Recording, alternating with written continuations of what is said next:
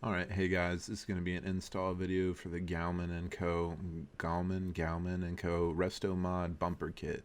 So as you can see, mine's pretty clapped, and that did affect install quality, but what this is going to do is basically tuck it in and delete these ugly OEM plastic parts. So install is pretty simple. We're going to move into the trunk and start with these 8 or 10 millimeter bolts that are chilling back here.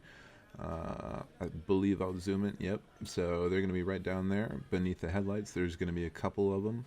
So we're going to get those out of the way. And as you'll see, I will take my handy dandy Milwaukee tool, get those out.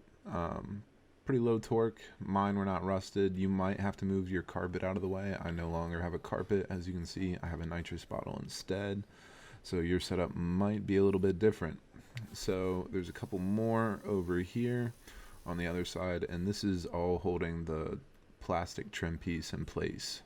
So some of mine were pretty nasty, so I did break out the impact, cheated my way through. So we can discard that top plastic piece. We're not going to need any of the hardware for that, but we are going to come on to the bumper shocks.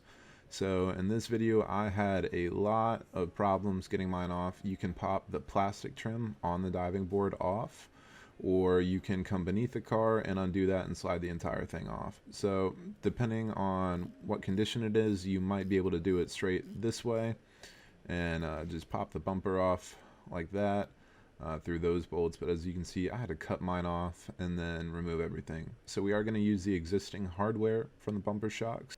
So as far as installing the bumper mounts for the diving boards, I forgot to get the video, but you're going to place them in the up position and then move on to removing one of the wheels so you can place the screw into the wheel well. It is a self-tapper. Highly recommend cleaning that area first because you're going to get stuck there.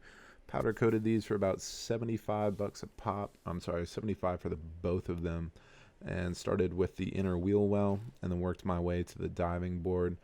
Very simple install, very clean looking upgrade. No more rear indicator lights or fog lights.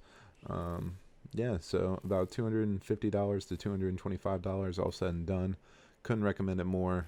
Great quality, great fitment, and very easy to install. Install is about an hour if your stuff is not rusty. So mine was, so it took me a little bit longer, but you know, E30s be like that. All right, y'all, thanks.